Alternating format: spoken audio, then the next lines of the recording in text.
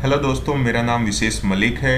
इस वीडियो में हम लोग डिस्कस करने वाले हैं स्विच की मैक टेबल के बारे में। देखिए, यहाँ पर मैं एक पिक्चर यूज कर रहा हूँ जिसमें मैंने स्विच के द्वारा मल्टीपल कंप्यूटर्स को आपस में कनेक्ट किया हुआ है। ठीक है, अब देखिए, सबसे पहले डिस्कस करते हैं कि मैक टेबल होता क्या है। एक्चुअल में स्विच के अंदर एक डेटाबेस क्रिएट होता है जिसके अंदर स्विच से जितने भी कनेक्टेड डिवाइसेस होते हैं या पीसी होते हैं उनके मैक एड्रेस स्टोर होते हैं। यानी कि मैक टेबल जो है एक डेटाबेस होता है जिसके अंदर कनेक्टेड डिवाइसेस के मैक एड्रेसेस स्टोर होते हैं। यहां पर आप देख सकते हैं MAC table, it store MAC addresses of all connected devices. Switch में एक डेटाबेस होता है जिसे हम लोग मैक टेबल बोलते हैं और उस मैक टेबल में कनेक्टेड डिवाइसेस के मैक एड्रेसेस स्टोर होते हैं, जिस बेस पर स्विच जो है वो यूनिकास्ट परफॉर्म करता है, 1-to-1 कम्युनिकेशन। अब मैक टेबल में किसी भी डिवाइस के एड्रेस दो तरीके से ऐड किए जा सकते हैं। फर्स्ट होता है डायनामिकली और सेकंड होता है स्टैटिकली।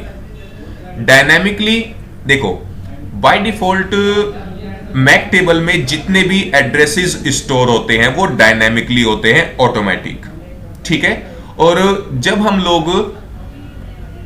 जब किसी भी डिवाइस का मैक एड्रेस मैक टेबल में डायनामिकली ऐड होता है तो वो मैक्सिमम 300 सेकंड्स तक स्टोर रह सकता है मैक टेबल में। ध्यान रखना, किसी भी डिवाइस का MAC address maximum MAC table में 300 सेकंड्स तक स्टोर रह सकता है। विद इन 300 सेकंड अगर वो नेटवर्क पर ना तो डेटा सेंड कर रहा है ना ही डेटा रिसीव कर रहा है, तो आफ्टर 300 सेकंड वो मैक एड्रेस मैक टेबल से रिमूव हो जाएगा। अगर विद इन 300 सेकंड वो एड्रेस नेटवर्क पर डेटा सेंड करता है या डेटा रिसीव करता है, यानी कि अगर उस एड्रेस का डिवाइस नेटवर्क पर किसी भी टाइप का कम्युनिकेशन करता है तो वो एज इट इज रहेगा मैक टेबल में एड्रेस। लेकिन अगर वो 300 सेकंड तक कोई भी कम्युनिकेशन नहीं करता है तो आफ्टर 300 सेकंड मैक टेबल से उस मैक एड्रेस की एंट्री रिमूव हो जाएगी। नेक्स्ट आता है स्टैटिकली। देखिए, जब भी कोई भी डिवाइस नेटवर्क पर कम्युनिकेशन करती है तो उस टाइम पर स्विच ऑटोमेटिकली उस डिवाइस का मैक एड्रेस अपनी मैक टेबल के अंदर ऐड कर लेता है, जिसको बोलते हैं हम लोग डायनामिकली। लेकिन अगर हमें किसी भी डिवाइस का MAC address permanent MAC table में ऐड कराना है, चाहे वो 300, 600, 500 सेकंड्स तक कम्युनिकेशन करे या ना करे, बट डिवाइस का मैक एड्रेस परमानेंट उस मैक टेबल के अंदर ऐड होना चाहिए हमेशा, तो उसके लिए हम लोग यूज करते हैं स्टैटिकली जब हम लोग किसी भी डिवाइस का मैक एड्रेस मैक टेबल में ऐड करते हैं तो वो परमानेंट स्टोर हो जाता है, चाहे वो कम्युनिकेशन करे या ना करे, तो वो मैक एड्रेस मैक टेबल में परमानेंट स्टोर हो जाता है। तो अब आपको एक छोटा सा कॉन्सेप्ट ये क्लियर हो गया होगा कि मैक टेबल जो है स्विच का एक डेटाबेस होता है जिसके अंदर सभी कनेक्टेड डिवाइसेस के मैक एड्रेसेस स्टोर होते हैं। किसी भी डिवाइस का मैक एड्रेस मैक टेबल में दो तरीके से ऐड किया जा सकता है। फर्स्ट होता है डायनामिकली, सेकंड होता है स्टैटिकली। डायनामिकली ऑटोमेटिक ऐड करता है स्विच मैक टेबल में किसी भी डिवाइस का मैक एड्रेस, और डायनामिकली जब कोई भी एड्रेस ऐड किया जाता है मैक टेबल में तो वो मैक्सिमम 300 सेकंड्स तक मैक टेबल में स्टोर रह सकता है विदाउट एनी कम्युनिकेशन। अगर विद इन 300 सेकंड ये नेटवर्क पर कम्युनिकेशन करता है, चाहे वो डेटा सेंड कर रहा है या रिसीव कर रहा है, तो ये आगे भी कंटिन्यू मैक टेबल में स्टोर रह सकता है। लेकिन अगर विद इन 300 सेकेंड ये कोई भी कम्युनिकेशन नहीं करता है तो स्विच मैक टेबल से उस एड्रेस की एंट्री रिमूव कर देता है। नेक्स्ट आता है स्टैटिकली। स्टैटिकली अगर हमें किसी भी डिवाइस का MAC address permanent MAC table में ऐड करना है तो उसके लिए हमें मैन्युअली ऐड कराना पड़ता है। ठीक है, अब अगर आप अपनी मैक टेबल को चेक करना चाहते हैं कि स्विच की मैक टेबल में कौन कौन से मैक एड्रेस स्टोर किए गए हैं, तो उसके लिए हम लोग स्विच के प्रिविलेज मोड में ये कमांड यूज करते हैं, show space MAC hyphen address hyphen table. अब जरा चेक करते हैं इस कमांड को रन करके। तो यहां पर मेरे पास एक स्विच है, जस्ट इस पर क्लिक कीजिए और CLI टैब पर क्लिक कीजिए। इसके बाद देखिए यहां पर हमने स्विच एक्सेस कर लिया है। अब अगर आप स्विच की मैक टेबल चेक करना चाहते हैं तो सबसे पहले आप इनेबल कमांड के थ्रू यूजर मोड से प्रिविलेज मोड में जाइए। ये देखिए हम लोग प्रिविलेज मोड में आ गए हैं। अब अगर मैं यहां पर कमांड यूज करूं show space MAC hyphen address hyphen table, just ये कमांड टाइप कीजिए और कीबोर्ड से एंटर की प्रेस कीजिए।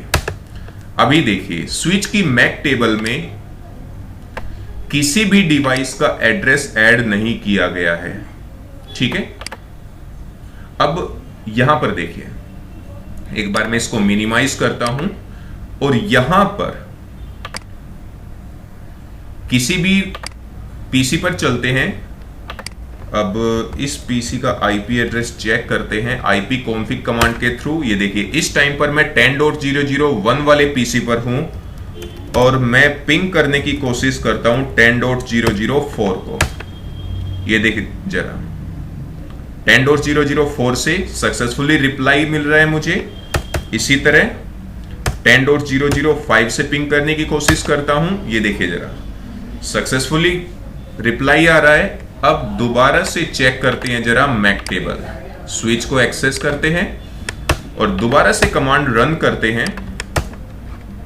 Same show space MAC hyphen address hyphen table type करके जस्ट एंटर की प्रेस कीजिए। ये देखिए दोस्तों यहां पर आप देख सकते हैं एक कमांड और मैं साथ के साथ ही यूज कर लेता हूं, शो स्पेस VLAN और एंटर। अब देखिए यहां पर ये देखिए जरा, यहां पर इसको मैं पूरा एक्सप्लेन करता हूं। सबसे पहले हमने कमांड यूज की show space MAC hyphen address hyphen table. ठीक है, अब देखिए ये है पोर्ट नेम या port number, fast ethernet 0/1, fast ethernet 0/5, fast ethernet 0/4। अब इस वाले पोर्ट पर इस मैक एड्रेस की डिवाइस ऐड है और स्विच की मैक टेबल के अंदर इस मैक एड्रेस की एंट्री डायनामिकली क्रिएट की गई है या ऐड की गई है और स्विच का ये पोर्ट स्विच पर बने फर्स्ट VLAN का मेंबर है। चाहे तो आप यहां पर देख भी सकते हैं स्विच का fast Ethernet port 0/1 first VLAN का मेंबर है। इसी तरह फास्ट इथरनेट 0/5 भी फर्स्ट VLAN का ही मेंबर है, यहां पर आप देख सकते हैं। फास्ट इथरनेट 0/4 भी VLAN 1 का ही मेंबर है और इन तीनों पोर्ट पर इन एड्रेसेस की डिवाइस अवेलेबल है। अब इस मैक टेबल के बेस पर ही स्विच यूनिकास्ट परफॉर्म करता है और ये भी देख सकते हैं कि मैक टेबल में इन सभी एड्रेसेस की एंट्री जो है वो डायनामिकली ऐड की गई है। तो इस तरह दोस्तों हम लोग स्विच की मैक टेबल को यूज करते हैं और उसमें हम लोग एड्रेसेस ऐड कर सकते हैं dynamically. Thank you for watching my videos.